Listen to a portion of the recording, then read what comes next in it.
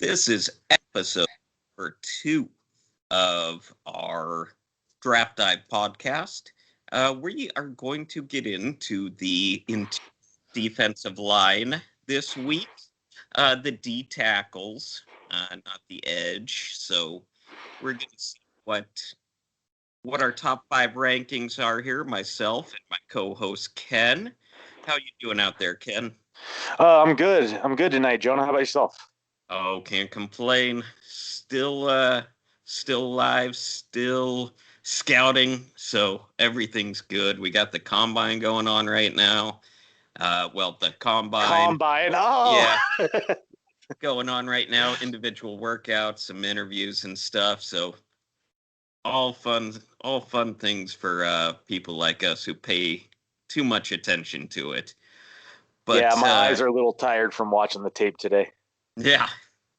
We're going to get into our top 5 guys and see what we think. We have a little bit of a difference here, mostly the same names, definitely a different order, and then we've got a couple of big differences in our list here, so should be good. Would you like to start with your number 5, Ken? Yeah, I put Marvin Wilson from Florida State down as my number 5. And I think a big portion of the reason I have him at 5 is just it's the potential. He leaves a lot to be desired still for me. He hasn't reached his full potential, so I know that the ceiling's a little higher than what we're seeing. He does a pretty good job staying on point. I see him get overpowered now and then by guys that really shouldn't overpower him. And I don't think it's that he lacks the strength. It's that I just don't see him play 100% of the time. He takes some plays off now and then. I don't see the backside hustle that I want to see when I'm talking about top 5 defensive tackles. In today's NFL, I am drafting a defensive tackle that can get to the quarterback, that can be a game changer. I know not everybody's the next Aaron Donald, but that's the type of tackle I'm looking for. I feel like we can get the 3-4 nose tackles and the just first down run stuffers in the 4-3 that play, maybe the one gap or whatnot, but or the a gap. But I feel like you can get them later. I'm not needing to put them on my top 5. Yeah, although I love the run stuffers, and I feel like it's become definitely underappreciated being able to have those big boys in the middle of your D-line stuff in the run. I always think back to Pat Williams on the Vikings defense and how he used to take up a couple of blockers and no one could run on him. I mean, yeah, and your Vikings are a really good example of a 4-3 team that's always done that. After him, they had Linval for a while, and they're needed, but I just don't see taking a tackle early in the draft that's not able to play 3 downs. Yeah, no, and that's understandable. That's that lands. Early on, of course, you do want your guys to be on there to be your full-time starters. I mean, I don't think that's too crazy to want that from your early picks. Yeah, I mean, so for me, I see a lot in Wilson that's there. I mean, the guy had some really good numbers early on in his career. I think he had 8.5 sacks in this first 2 years playing full time, and that just leaves desire for me. I just don't see enough, but I see the raw talent. I see the strength. I see the athleticism, and I mean the guy is not a little dude. He's 6'3", 6'4", 320 pounds. The one thing I noticed about his build, though, and that's the same size I am. I'm 6'3", 330 pounds. Is I think I have bigger legs than him. Really? And he's an NFL defensive tackle next year. So I see him being a little top heavy, and it allows him to kind of get contorted by good offensive linemen and kind of just knock his upper body around. I would like to see him put in some extra time on his leg strength and get that core developed a little more. And I think we could see him take a step. But that being said, I mean, I see people take him in the 4th round right now. I don't see why you wouldn't take him in the 4th round. Yeah, no, I mean, he's still top 5 interior defensive lineman, so definitely I'll talk about him a little more because he is on my list, but he's not in my number 5 spot. So I was kind of trying to save a little bit because, yeah, I mean, he's still, and I mean, for you, even though you think there's things he could improve on, again, he's still your number 5 defensive tackle. Yeah, this goes back to what you said last week. The little bit of higher ceiling, that chance that he could pan out. There's some other guys that if I had him having to play for me today, I'd probably take over him. But I think 2 years down the road, he has potential to be better than all those other guys. Gotcha. Yeah, and I think he has some very positive qualities as well. And so let's see, my number 5. We were working on our pronunciation here. Levi Onwuzurike, I think. Your guess is as good as mine. Hopefully did not butcher his name. Pronunciation is not my strong suit, I guess I would say. But yeah, he's my number 5 guy. And it's someone I like. Anyone in the top 5, I see a lot of positive qualities in. I mean, of course, there are things everyone could work on to be a more complete prospect, but if you're in the top 5 positionally, you're pretty good. So yeah, I have no distaste for your decision to put him in there at all. Yeah, and so he is a little lower on some people's boards than top 5, but I liked him. He's explosive, very quick. He's got good hands, engages quickly with the offensive line, getting his hands on someone. He didn't put up huge sack numbers, but he played 2 great years and did opt out this year. He's one of those guys where if he would have played this year, he might have put it all together, and we might have, this year could have had him, who knows, top 1, top 2. I mean, depending, of course, but he is someone I could have seen have just a great year this year and be really high on a lot of people's lists. Right now, he's a little bit of an unfinished product, but I definitely I do like his potential as a defensive tackle to grow. He could put on a little weight. He's just a little under 300 pounds. I still feel I think he was like 290 something. It's like, oh yeah, that guy needs to put on weight. He's only 295. What a small guy. But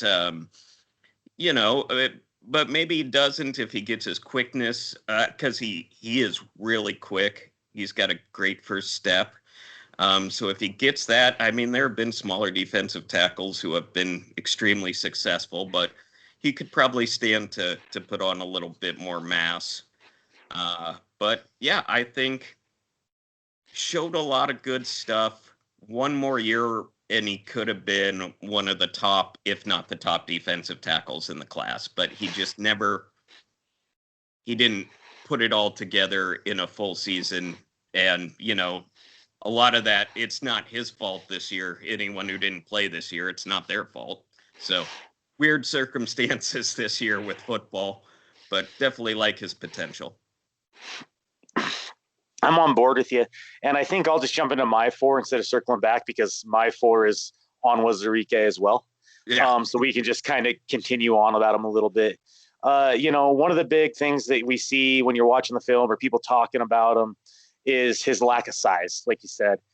And for me, it's not that big of an issue. I mean, like you said, he weighs about 290. He's probably really about 285-ish, but he'll probably bulk up for his measurables.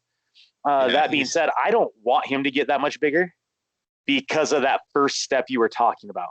He has, like you said, I mean, his first step is lightning fast for a 300-pound man. The one thing I see in his speed that's setting him back is his hands. Even though he's good with his hands do not match his feet on the get off.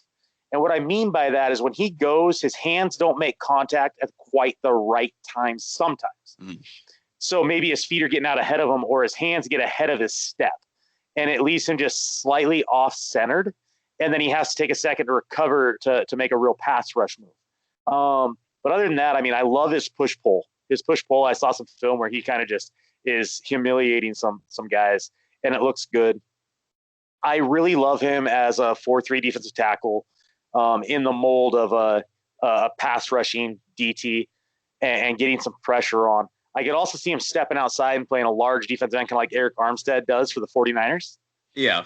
And I actually kind of like that comparison, minus the extra 5 inches or whatever it is, because Armstead's a monster. Yeah. But on was Zarike. Like you said, I almost put him at number 3 on my list right now, even with taking 2020 off, because I do like that defensive tackle. That is my guy. If I'm a GM and I'm building the team, he's the type of tackle I want. But there are a couple guys in this class that I just think they're already a little bit ahead of him.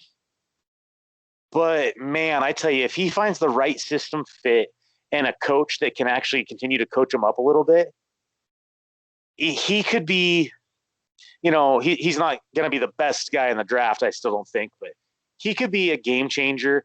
And another thing I like from him is that there's a lot of times where they need a play. He doesn't get the sack, but he pushes the quarterback out of the pocket or pushes him to the end, or he gets his hands up. And that's important to me. Look at J.J. Watt. Of the throws. Yeah, J.J. Watt, even when he doesn't have 20 sacks a year, we don't talk about it, but the guy has like 15 batted passes. He's playing corner numbers. And I see that out of this young man sometimes. And I like that because that means that he's doing things to affect the game that you don't see on the stat line. Yeah. No, again, I think, it's funny you kind of talked about it for your number 5 guy, someone I see as a high ceiling guy. It just have to have him at number 5 instead of higher because he didn't put everything together for a full year. And, again, just would have really benefited from a normal year this year. And it's unfortunate, but I mean, he's going to get drafted. And I think he's obviously going to get drafted, and he's got a lot of talent. And if he lands on a place with a good D-line coach, like say, hey, Minnesota, and our great D-line coaches, we could really, he's kind of he's the pass rushing defensive tackle, and you love to see it. A lot of potential. Another team for him that I really think might be an interesting fit, with the fact that he can play in and out maybe, would be if you went to somewhere like Miami in that versatile defensive scheme under Flores, and he brings that New England transitional defense, or even move him around a bit. And let him see where he really is the best, rather than kind of just try to put him in one spot. And you never know. Those are a couple good coaching staffs, and he could really pan out there. Oh, there's there's a ton of good coaching staffs out there. I just, I do actually know that Minnesota's D-line coach is very highly regarded, but, Would you say otherwise?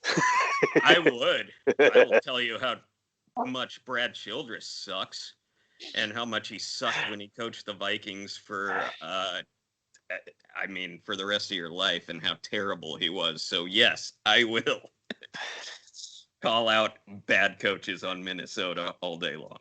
Gotcha. Screw Brad Childress. So let's see. Sorry, number 4 on my list is your number 5, Marvin Wilson. Yeah. So yeah, we just very small differences between them. I mean, why I put him ahead of Levi was I thought his 18 and 19s were very good. I mean, extremely good, where he had really shown he could put everything together, have really good, strong season for 2 seasons. This year wasn't as good, but this year's a weird year anyways. I mean, 2020, it was 2020 for everyone. I guess I say this year, this season, this college season, last college season.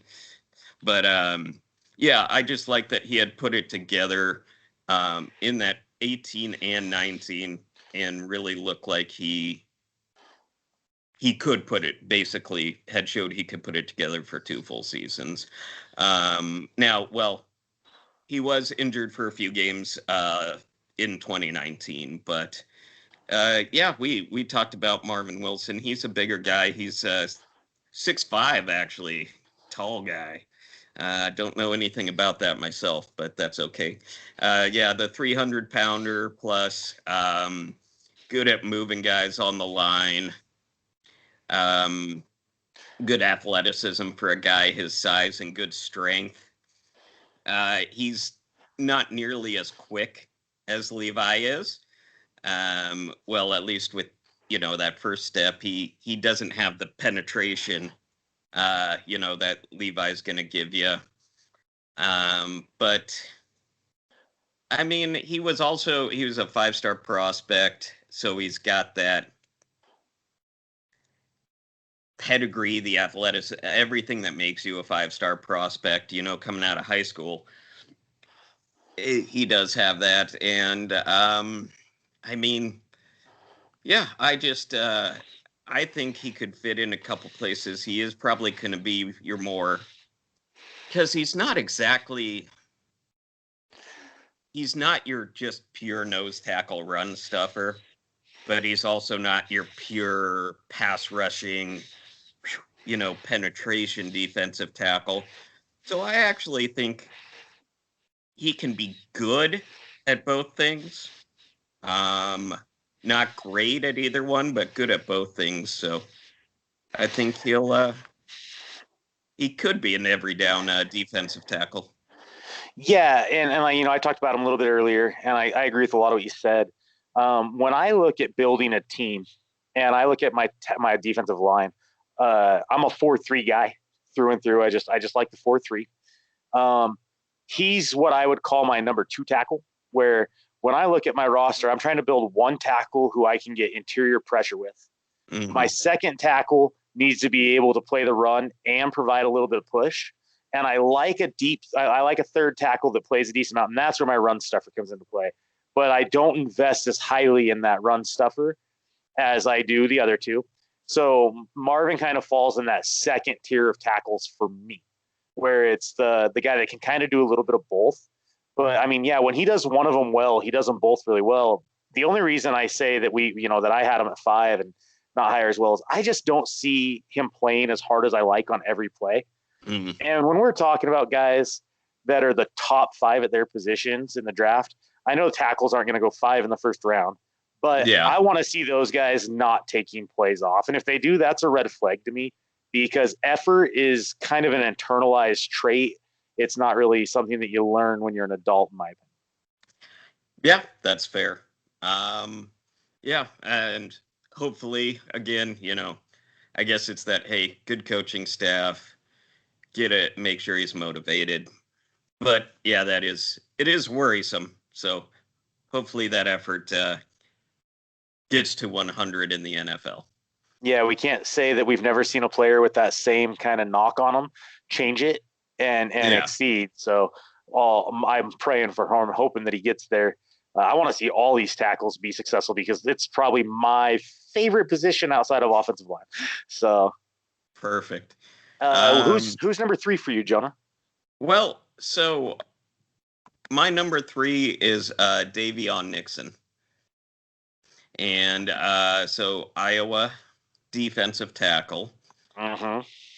I am a fan. I know I believe he's on your list as well. But I really liked Nixon. Again, well, all around, we just talked about kind of your all-around defensive tackle. He is very strong against both the pass and the rush. So I definitely see him as a 3-down defensive lineman who you don't need to cycle out. He was good in the hurries as well, double digits both this year and last year. Actually had 16 in 8 games this year. So, he only had 5 sacks, but he was, again, we talked about just a few minutes ago, affecting the play, hurrying the quarterback, making him throw before he's ready. You want the sack, of course, but can't always get the sack. So if you can't, it's nice to hurry that quarterback and make him throw when he's not ready. He's really quick. He's an over 300 pounder as well.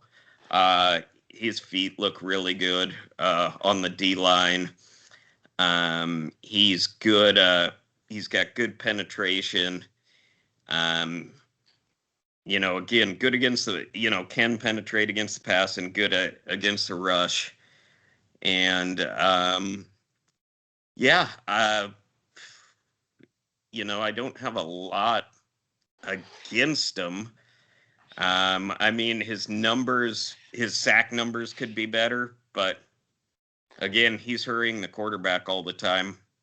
Sometimes they're just going to get the ball off. And sometimes you just get unlucky with them getting the ball off, half a second before you get to put the hit on him. But he's affecting plays positively for his defense. And I am, I like certain schools for certain positions. I'm a little biased. I like my lineman out of Iowa a lot. So the fact that he's a good Iowa lineman makes me like him just a little more, too. Yeah, I'm on board with you there. I don't think enough people give credit to certain schools of the position groups. Like people talk about Ohio State and their corners. And so I don't look at it as Ohio State's coaching staff. I want to know who's their DB coach each year. And when I see a guy leave, I want to see, so if a guy coaches 4 good years at great DBs and then he gets a job at another school as a defense coordinator, I then go watch that school's DBs and see how good they get. And they do. They coach these guys up. And I like Davion Nixon on the Iowa form as well. I think they coach up some really good players. And I'll dive more into him in a little bit. But there's one thing I want to make sure I add before I forget it, because I do have him higher up my board than you. But you're going to find out there's probably a little surprise. His hands are powerful. And in some of these plays, when you see his hands get into the chest of the lineman, I feel like he's trying to do that old Indiana Jones and just reach in and rip their heart out. And that just makes me, as a ex-lineman, like I said, I mean, I love to see that. And I can only imagine that some of these smaller linemen at some of the schools that he played against that maybe not work the Ohio States or whatnot, I wonder if they go home and just have bruises across their chest because he gets into them. Very possible. Yeah, he's a strong boy. He's a big boy. He's who's your number 3, Ken? Number 3 on mine is Christian Barmore out of Alabama, and I get a lot of cross-eyed looks over that because he's pretty much unanimously number 1 on most people's boards. And as I think people will learn about me, that almost automatically means he's not number 1 on my board. I just don't see the talent in him yet to make me want to take him as high as I think he's going to go. Therefore, I don't think he's a value at that position. There's Davion Nixon's one of the guys I'm high on in this draft. So for me, I just can't really put him above that guy either. I've been talking about Davion Nixon for months now when everybody's only been talking about Barmore. When I look at Barmore, though, I see somebody who came on late this last year, and I know he's still young. I mean, he's only a sophomore. But he really didn't produce too much until the back half of this year.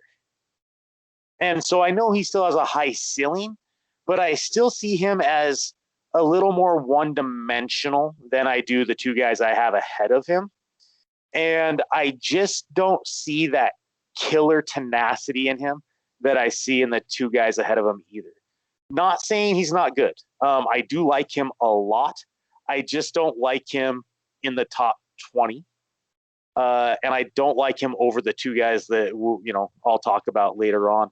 The one thing that I do have to say for him, though, is he comes out of Alabama. These players are usually really they're well coached. But that being said, a lot of their tackles haven't panned out so well.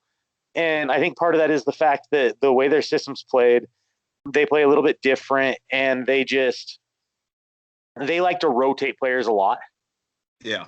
And they're one of the few colleges that I can say they really do have like an 8-man front when it comes to defensive linemen. So I think that when we see guys out of there like Jonathan Allen for the Redskins start producing, it's usually a couple years later. I think they need that extra time to get those extra reps to get to that level. And So I think that Barmore might be a top tier tackle in 2 or 3 years, maybe even 4. But if I'm taking the number one tackle, I want him to produce from day one. And I don't see Barmore as that good of a talent. Like last year with Derek Brown to Carolina, I agreed. Like that guy's going to come in and start for you and be a beast in the trenches from day one. And I see Barmore being more of a rotational tackle for a year or two. Yeah. I mean, so Barmore is on my list. And so I'll get into him a little later. Obviously, I like him a little more than you do. So does everybody else. Well, yeah. I am a little surprised, though, because he does look like he can be that potential constant pressure guy that you've kind of been talking about from on the D line, from the D tackle position. So that's what surprises me, that he's not a little higher on your list, being a guy who looks to me like he's going to penetrate. Yeah, you will. I'll talk here in a minute about somebody else, and you're going to see that I'm just in love with somebody in this draft. That's fine. All right. Well, no problem. So those were our threes there. Number 2 on my list. Or would you like to go? I'll go real quick on this one because I'm going to flip flop on you. My number 1 on our list is really my number 2, and I finally decided to just take the plunge. I think part of it was I have somebody as the best tackle in this draft that nobody else is talking about. And you know what? Go big or go home. I'm going to swing for the fences, and maybe people a couple of years down the road say, hey, how'd that guy see that talent? But my number 2 is Davion Nixon out of Iowa. And I do see him as a penetrator. I see him getting more penetration than people give him credit for. But it's just that toughness. I don't see him ever backing off. And I literally think, especially when he gets to an NFL training camp, he's going to be one of the tackles that you don't want to face because you just don't want to get hit by him for 60 minutes. But I've talked about him already. You've talked about it already. I'm just excited to get to the number 1. So I want you to get into your number 2, man. All right, I will. And yeah, so Nixon, yeah, I mean, your number 2, my number 3. We're talking about second to third round here. So definitely a guy we expect to start and play well. So I do have a late first round, early second round grade on Nixon. Like this guy should be going 25 to 40-ish. Perfect. He just might. So number 2, I have Alum McNeil. And so that's out of NC State. He's the nose tackle. He's the big boy. He's the block eater, the run stuffer. Really, really talented at the run stuffing part. However, and that's what everyone talks about with him. I mean, when you watch his game, it's kind of what jumps out. 7 sacks in 2019, though. He can get to the quarterback. You know, obviously, all anyone's going to say is this guy's a nose tackle. He's going to play, the 0 position or the 1 in the A gaps, over the center, between the center and the guard. But he can rush the passer too. So, he's huge, 320 plus. Eats up blocks. In the 4-3, which is what I like as well. These guys are so important because you have your linebackers who can roam free and make plays. But again, he's not just the run stuffer. And so with 0 sacks this year, he's still had 11 hurries. So he's still getting to the quarterback. That's my thing.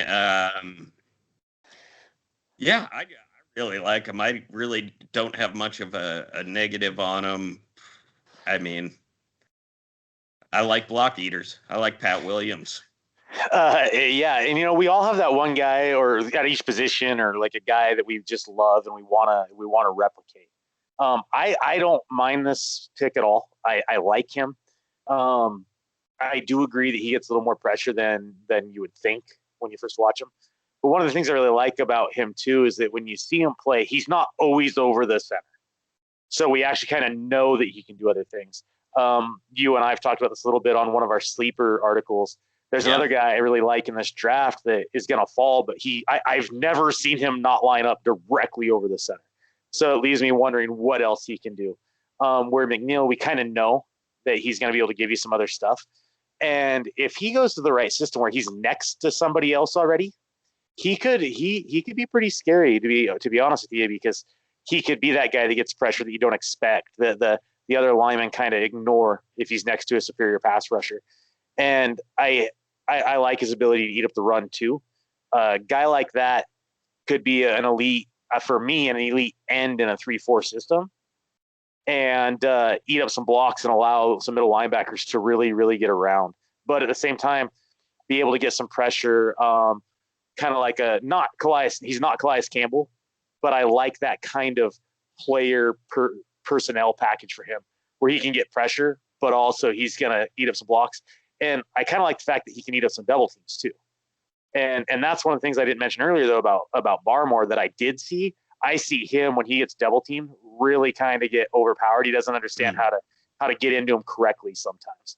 So McNeil definitely there was pretty elite. Yeah. So I think it's time to get to your number one. I don't know if we have enough time for this. I can talk about this kid all day long. I can't even emphasize how excited I am to see this kid in the NFL. And I might be wrong, but I am jumping on his bandwagon. And you know what? I'm not even jumping on the bandwagon. I'm the engineer. I'm firing up the train. I'm putting coal in the engine, and I'm not messing around. Like this kid, I would take him in the first round, but nobody else will. So you're gonna get him later. And for me, that's just, you can't ask for anything more. I love Jalen Twyman out of Pittsburgh, and he sat out 2020, and I think that hurt him a little bit in some eyes because he's still young, and so there's a lot to be desired about, can he keep growing? What's his development like? But this kid, and I'm going to say a name here, and it's going to make people mad. This kid, to me, is just, if we're going to see another Aaron Donald in the next 5 years, this is him. Not saying he will be, but if it does happen, this is the kid. He works out with Aaron Donald in the offseason. Aaron Donald trains at the University of Pittsburgh with this kid. And not just because he's on the team, but this is the kid he picks out with to work. I don't even want to call him a kid. This young man is the guy he picks to work out with. He does his knife work with. He does all of his intensity training with, his agility. He's coaching this kid. He's in this kid's ear. He's actually been in this kid's earpiece since he was 14 years old. He's the reason he went to Pitt. And it gets even scarier. He literally has almost identical statistics in his sophomore season to Aaron Donald. He had 10 and a half sacks. You know, he had 40 plus tackles, 12 tackles for loss. He runs stunts where he hits the defense. He stunts outside and hits a tackle. And he's 300 pounds, but it looks like you're getting rammed by a defensive end somehow. This kid is fast, and he has the best handwork. And for those of you that don't really understand handwork, it's literally a fight of the hands between linemen. He has the best hands I have seen in a college prospect. And I attribute that to the fact that Aaron Donald has personally taught him and trained him and coached him and taught him how to watch tape, taught him how to study his opponents, and taught him what to look for. And this kid at a young age has literally taken everything Aaron Donald says and says, I want to be like you. I'm going to listen to you. Why would I not listen to the best? Why would I not do what you say? So when I watch his hands work, sometimes I feel like I'm watching, a ballet. It's just a beautiful thing. And he regularly embarrassed upperclassmen when he was only a sophomore. And I know he sat this year, but they just had their pro day. And he ran a 5.2 40-yard dash at 305 pounds. And one of the knocks on him, he was a little undersized, but he bulked up a bit. He did 41 so he weighed in at 305? Yeah, he did 41 reps at 225.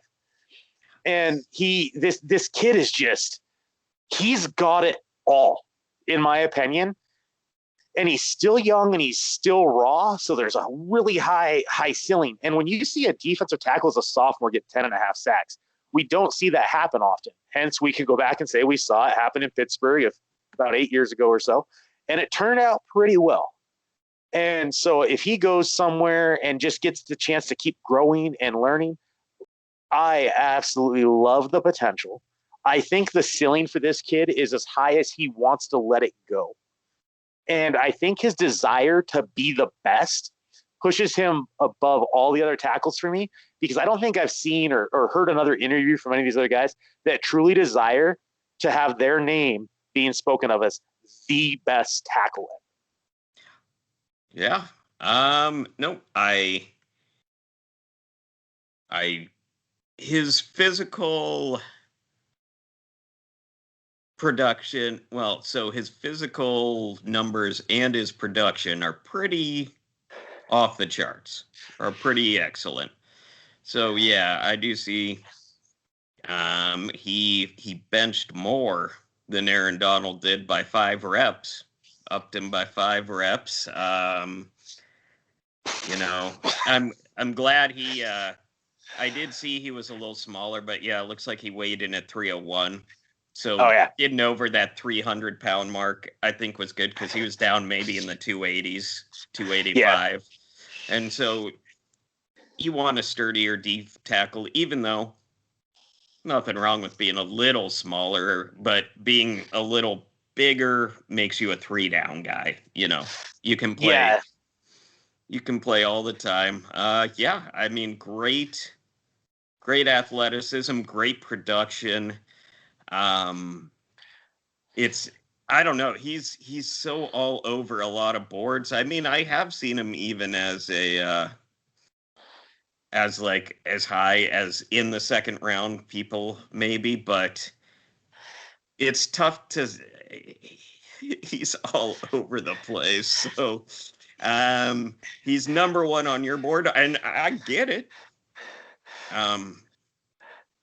Yeah, I guess people didn't like him sitting out 2020, which, again, I mean, people just like to see, he's so young, you like to see as much tape as you can on a kid this young. So I can't even believe I'm as high on this kid as I am. I don't think I've ever been this excited for a prospect, where I literally, I almost want him to go top 5 just so I can say I told you so someday and be like, I called it. Yeah, so. No, it's you know, the only thing, bulking up, work on that the run stuff, and but see, he's a penetrating D tackle. He can get off blocks, and so just also the awareness to, hey, get off block, quarterback or running back, So yeah, he's good at it. The one negative, we always have to find something. And for me, I mean, there's probably a few negatives. Perfect. But when we talk about his physicals, his arms are a little short, which means people can get into him. But that didn't honestly bother me with how good his handwork was. His push-pull technique was, I mean, it is NFL ready. And this is a 300-pounder who I see throw some spin moves on guys. And I mean, he's not Dwight Freeney by any means whatsoever. So I've never seen a spin move like Dwight Freeney's. Never will again. But for a 300-pound tackle, he's got a pretty nasty spin move too. His rip, his swim. I grade all of his pass rush abilities and maneuvers. I mean, his repertoire is well above average at this point in a career. And if he can develop just a little bit better, I don't know where this kid's ceiling is just so high to me. Yeah, I probably slept on him a little too much. Probably honestly should have made my top 5, but there were a lot. Once, I mean, really in the 4 and 5, I was between about 4 and 5 guys for 2 spots. So I was like, oh, God, Well, I told you I wanted to get this one done before everybody started talking about his pro day, because I wanted to be the guy that talked about him that high before everybody else did. Yep. I mean, I even follow this kid on Instagram. I watched the videos of him working out with Donald. I'm like, Aaron Donald goes out to look at this kid and work out with this kid. when the best tackle that I've ever seen in my life, oh no, not my life, when I was kidding, in my adulthood, seek somebody out, that tells me there's something special about that young man, because the Aaron Donalds, the Deion Sanders, they don't go out and work out with the guys who don't want to be or aren't willing or aren't capable of being the best. And so I just kind of see that in that mentorship, and I'm excited to see where it goes. And I mean, what if he ended up on the Rams? Just saying, make Aaron Donald happy. Those two guys next to each other sounds like it could be fun. Yeah. Unless we have to play the Rams. If we do, then no, don't. Yeah, I'm in the AFC. I'm good. But okay. Who's your number one pick? So I guess my number one pick's just boring because it's Christian Barmore. All around defensive tackle, elite production for 2 years, 2019 and 2020. 3 down linemen. He's going to play every down. Good penetration, 8 sacks this past year, 27 hurries this past year. I didn't see that stat. That's kind of impressive. I kind of slept on that one. 27 hurries, and then you talked about batting the ball, 4 at the line of scrimmage too. So I mean, he's getting to the quarterback consistently, and he's good against the run. He's probably better at rushing the passer than defending the run, but again, yeah, I'm not worried about him defending the run. 6'5", 310. He'll be okay. He's got good athleticism. He's long. Long arms. Oh, actually, I was gonna say, you said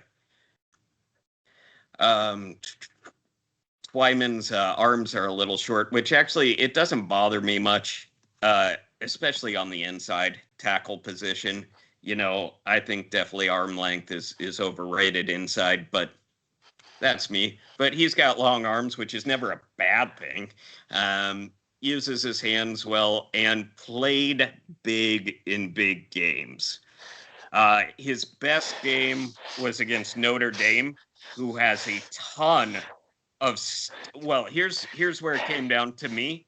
Their offensive line. I mean, it's not just, hey, Notre Dame's a really good team. Notre Dame's offensive line is excellent. And he dominated, offensive linemen who are going to play in the NFL. LSU dominated their offensive line. So that's what really put him over the top, is that the big production, not only in big games, but it's against guys I like as prospects. And he made my guys look pretty bad for a game. Guys I like on the offensive line, he made them look stupid. So that's what I liked most about him and why he really got my number one spot. That's amazing. I'm going to ask you a question about something you said, Joe, to make sure I heard you correctly. Did you say 27 hurries? Yeah. I missed that stat, and that's my fault. I fell asleep with the wheel a little bit, obviously. Jesus, take the wheel by Carrie Underwood up in here. But that's impressive. And honestly, I don't tend to really let a lot of people talk in my ear, because I have my own type of scouting. And I think that's kind of the thing that makes you and I kind of fun, is we kind of do things a little differently, but we see a lot of the same talents. But maybe Barmore's not my 3. Maybe he's like a 2A now. Yeah. The 27 hurries is super impressive, and even the 4 PDs. But what you were talking about Notre Dame, it's funny you brought them into it, because I literally, right before we started the recording tonight, finished watching the Notre Dame Alabama tape. I was finishing a write-up on one of your sleepers, Robert Hainsey out of Notre Dame. Yep, and that offensive line, the number one offensive line in college football last year, by far. They didn't have a single player on their offensive line other than when their center got hurt. Their starting 5, not one of them ranked lower than PFF 8 at their position. And I mean, so that goes to tell you that going up against that team, you're dominating 5 of the top 40 offensive linemen in college football, and they're all on one team. And that is impressive. That's an impressive stat, and that kind of just made my eyes go, wow. I still see a little bit to be desired out of him for my number one, because obviously I mean, if you literally sent me Reggie White reincarnated at 20 years old right now, I'd probably be like, yeah, you're right behind Jalen Twyman because I'm already on the bandwagon. That's fair. And yeah, again, I don't know how I missed Twyman, but sometimes you just, who knows? When I first started paying attention to this kid, I don't think he was on anybody's board. And I noticed him because I am a devout Aaron Donald fan. I think what Aaron Donald does is just remarkable on the field. And I actually saw this young man on Aaron Donald's, social media before he was even really tearing people up at Pittsburgh. So I've been watching some of the kind of growth of him through Aaron Donald's social media accounts for a few years. And that just really intrigues me. Before he ever had 10.5 sacks, I was like, what's going to go on with this kid? Like, if Aaron Donald's coaching him sometimes, and I know he's got his high school coaches back then his college coaches, but Aaron Donald in your ear, I mean, that's not even like his dad who he grew up with. That's just a guy who saw something in him and said, you're going to be special. And we look at the pedigree of these players that have parents that played in the league and they had people coaching that have already been elite. And they tend to kind of stand out sometimes, like Patrick Surtain out of Alabama or J.C. Horn, corners, And this kid's got somebody who's the best of the best right now, taking his time going out of his way to coach him and work out with him and help him. And I just can't let that go. And it's those little things like that sometimes that for me say, whoa, we should really pay attention to this guy. It's the little intangibles that a lot of people don't see. Yep. Hey, I agree. Twyman, let's see. I was trying to think. Why can't I think of something clever? Because you're not as clever as me. I know. It's tough, but I guess Jalen is the Twy man. I don't know. Yeah. He's pretty bad. So, but we are on the Jalen Twyman hype train. We are. I mean, Ken is driving the Jalen I built the train and the tracks. Hype train, and we can't wait to see. I mean, I'll go watch some more film on him now because I'll watch some more. I do see. We had our fan Joe Lonserich. He was excited that you had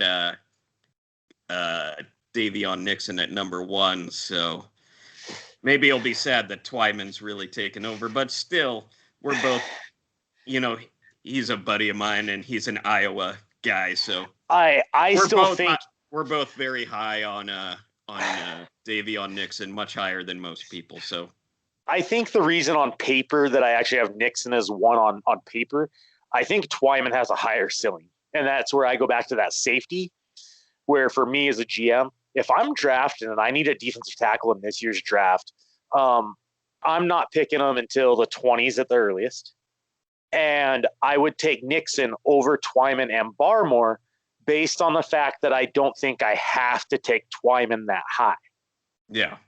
I think that if I need a tackle and I can take Nixon, and if I'm picking at 26, I could take Nixon because I might not get him at 26 in the second round. No, yeah. I mean, well, the draft.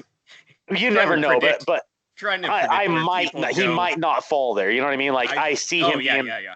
I just and Twyman. I was thinking how I feel smart every year when I'm like, okay, this is where guys are gonna go, and I'm just we're never wrong. Right. So wrong every year that it's time to just admit that I have no idea what's going on, where guys are gonna get drafted. And then with Twyman, I think that I could get him in the second round right now. So that might be one of the reasons I have him a little higher. But when it comes to the actual ability and the ceiling, man, Twyman's one of the few guys that I would draft solely on ceiling.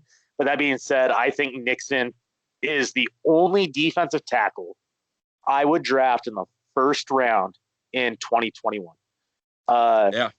Maybe Barmore. I might take Barmore because he wouldn't be there. But the reality of it is he's like a maybe 30, 31, 32 guy for me in the end of the day, like very end of the first round. Because I really just like the penetration, and I didn't see as much of it as you did. And I can go back and review a few things too. And I didn't watch a whole bunch of Alabama defensive tape, to be honest. I've been focused mostly on their offense. But yeah, I just feel like where they're going to go in the drafts, I think Nixon is the highest value there. Yeah. But at the end of the day, I really think that we're going to be talking about Twyman as the most productive of this group.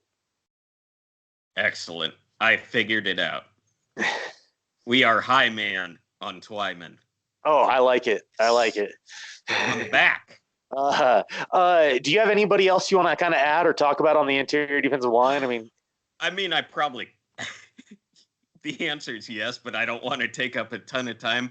I'll tell you what. Give them a honorable mention real quick. Guys that I also like because I said I was thinking about a few guys. I like Tommy Tugai, if that's how you say it. Sorry, again, my pronunciation. Apologize. And the other guy who I was really thinking about was the SC guy, Jay. And of course, I pick guys with names that are tough. Jay Tuffle or Tufele. Yeah, out of USC. Yeah. So those were the two guys I really thought about if I could sneak them in my number 4 or 5 spot, and I do like them, but just kind of right on the line, and yeah. So I'm fans of those guys as well. I got you. I wrote up a little bit about Kyrus Tonga before. I don't necessarily think he's number 6 or number 7, but I think he could be a late round steal for somebody to be that run stuffer. And I think people should be paying attention to him later on in the draft. But I'm trying to remember one other guy off the top of my head. I've got so many names that have been running through my mind these last couple of days. But was it? I'm trying to look it up on my list right now. Farrell out of LSU. I haven't even paid attention right now. Did he declare? I think he declared, right? Let me look it up. He was catching my eye the other day. Out of LSU did. Farrell though. Yeah, look. Even when it's your quote unquote job, or I guess hobby for us, it's still tough to keep up on 300 players you think are going to get drafted, and then I don't really pay attention to nose tackles. The 3,000 players that are playing college football in this country. Yeah. Again, we've got FCS football FCS football still going on right now, and yeah, so it can be a little tough. Let's see. You said you were talking about Neil Farrell Jr., right? Yeah. No, he is playing again next year. He's coming back next year. So I guess I'll be talking about this kid a little bit next year. He also looks like might be an edge or tackle. So his size looks like he should be a tackle though. Oh yeah, he plays kind of, I don't know. I'd put him as a nose tackle almost, but not like your giant hog like big guys from the old days. Mm-hmm. But in some of the film I was watching, he just kind of stood out to me on some plays, and that's what tends to really catch my eyes. Like when I get really high on a guy, it's when I'm watching film and he's not the guy I'm even paying attention to, but I find myself watching him. And this guy kind of just recently, the reason I don't know much about him is, like I said, I don't really pay attention to nose tackles. It's just not the way I build my team. I'll have to start paying more attention for those of you out there who do care about nose tackles. But he stood out to me in some of the games I watched recently. And so he's starting to gain some recognition for me, and the name just kind of is a new name. But next year, obviously, I'll probably be talking about him a little more, and maybe he'll be climbing up my rankings next year. We'll see. Yeah, and I did like Kyrus Tonga. I watched some of his film and wrote about him after you did. Yeah, this guy, I mean, more than likely, his position's going to be 6th to 7th round, or maybe even undrafted. But the guys he's a nice big boy to put, in the middle of your D line. He does really well with double teams. Eats up space, and not the worst penetrate. I mean, none of these guys are such bad athletes. They're all incredible athletes, so they can rush the passer, but it's just not what he's asked to do. I saw one play out of literally every game he played. I saw him in the A gap once, and nobody blocks him, and he's on the quarterback in about 0.2 of a second. Yeah, he got back there quick. I don't know how you miss. I don't know how you miss this 6'4", 325-pound Samoan dude. But they just decided not to pay attention to him, and didn't work out well for him. Yeah, and he reminds me a lot of other, Utah, BYU Samoan prospects in the past, Starla Tulalele, people like that, where he's going to be a space eater and a block eater. But I really was intrigued by seeing if he could produce a little bit of pressure if they moved him over the gap more often. But yeah. But and again, in that, let's say he's just a block eater, space eater, run stuffer. He's a good one who's going to be available 6th, 7th round. Yeah, and that's where I like those guys. I mean, you're going to give me some plays. My linebackers are going to love you. They're going to be buying the steak dinners because you're getting them tackles just by keeping linemen off. Yep, exactly. So, we should probably. I mean, we could talk all day about different guys, but we'll try and wrap it up here. So, any final thoughts on the defensive tackles or interior defensive line? Just my final thoughts, I guess, would be that this year is a class where there's a few guys that could really just be phenomenal, but it's not a deep class. I don't look at the class and say, hey, there's 7 or 8 guys that could pan out. There's 7 or 8 guys that I'm okay with taking on day 1 or day 2. The reality of it is I mean, there's only 4 guys for me that I'm willing to take on day 1 or day 2. And that's all the way through the 3rd round. There's only 4 tackles on my board. You have McNeil in there, which I don't. So maybe we see a 5th or something. But I think Marvin Wilson in the 3rd is a reach. I like him in the 4th. I like Nixon, Twyman, Barmore, and Onwuzurike in the 2nd. I think they would all be good values in the 2nd round. But yeah, no, it's.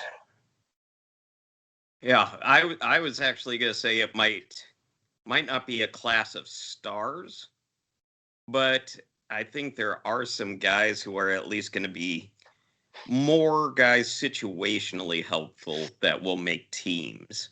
So in that sense, it's kind of deeper in that, we're not seeing like 5 guys in the 1st round, like you said. I mean, honestly, two in the 1st round is probably the max. I mean, I guess really max is 3, but I'd be surprised. This year 2 would be my max. I mean, I'd put the over under at 1.5.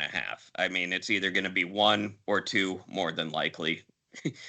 Probably 1. I will say a lot of people are big on the Quinnen Williams train up there in New York, and he went way too early for me.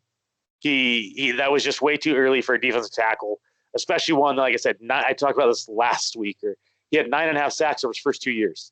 That leaves me something to be desired. I know he's playing in Robert Saleh's system now, so I expect to see him do some things. But I don't think he's as good as DeForest Buckner. And DeForest Buckner played in that system.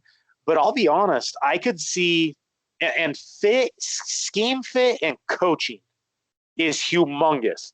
So I can't stress that enough. After draft day, I could literally look you in the eyes and say, hey, I no longer think Nixon's going to be the best tackle in this class. I don't think Barmore is. I could be maybe saying, hey, I think Wilson is, depending on if they get good fits. And that's important because none of these guys aren't transcending like talents that are going to change the game. Even though I think Twyman might be. There's not that game changer that you just know is going to be amazing. That being said, I could see Nixon, Twyman, and Barmore all having better careers than Quinnen Williams. Yeah, it's definitely possible. So that's the draft for you. Yeah. I mean, you get caught up in, hey, these people say this guy's a top 5 player. Okay. So, and maybe that's why the Jets are the Jets every year. Yeah, they don't listen to you and I enough. I know. So yeah, but yeah, it's good. Good talk about the defensive tackles. Excited to see these guys, and yeah, we will see you next time with another position group. Haven't decided which one. I have one question before we end for the night. Let's pick our next position group right now. Okay. What do you think? So Back to the offensive side, stay on the defense, stay on the do line? we want to? Let's go ahead and go straight across to the interior offensive line and Okay. talk about the guys that these guys will be battling it out with. So you want guards and centers, or just guards? Yeah. I'm okay with guards and centers. Okay. There's There probably is like some 10 of them there, but overlap. we can still separate it. And there's in this year's draft, especially, I think a lot of guys are kind of versatile when it comes to that. Yeah, and that's more and more.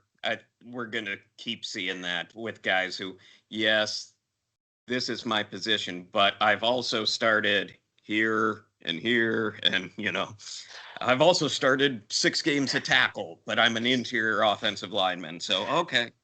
Yeah, and as soon as you get past those first those first round talents, versatility is a must in offensive line because a lot of teams are only carrying 7, maybe 8 guys on game day.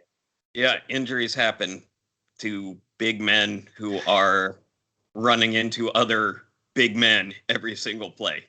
Yeah, Weird I fell down works. trying to get off my kid's trampoline the other day. I'm limping around right now. Yeah. So, all right, we will go interior offensive line next time. All right, bud. Well, have a good night, and I guess we'll see you all next time. Yep. Stay safe out there. Thank you.